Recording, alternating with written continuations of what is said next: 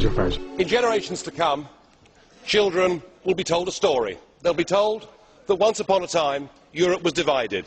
There was a big wall down the middle of it, and the people in the East were very poor, and they had no democracy, and they lived under an evil system called communism that killed millions of its own people.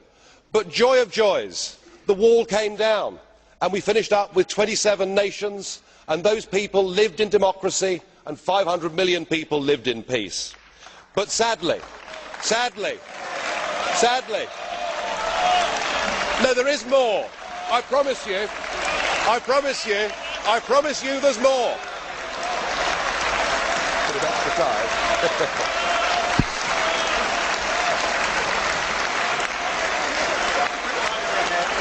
Thank you. I should just sit down now.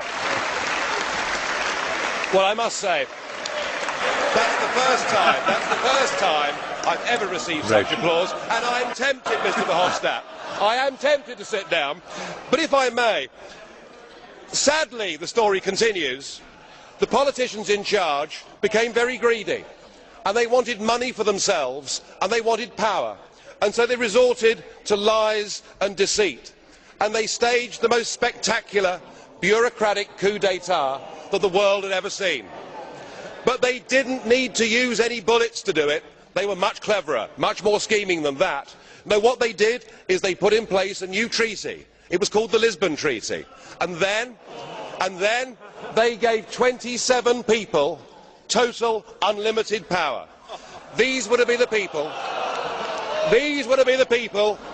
that made all the laws. Of course, they already had a flag and they already had an anthem, but they went about building a new state.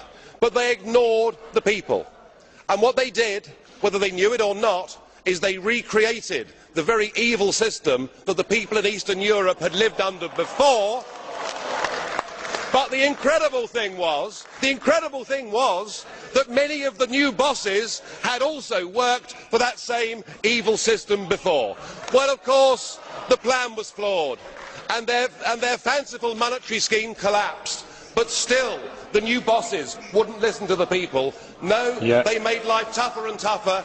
They put tens of millions into poverty. They denied people a say. And in the end, those people had to resort to violence to get back their nation states and their democracy. And the moral of the story is they had learnt nothing from history. Thank you, of the European Mr. Parliament, President. before you give this Commission power, remember Thank you, Mr. President. An Iron Curtain came down on Europe. Thank you, that now, Mr. President. With this Commission, there is an economic iron fist, and it's being felt in Greece today. We cannot build. Thank you, Mr. President. Thank you very much. Thank you, Mr. President. Thank you. Thank you very much.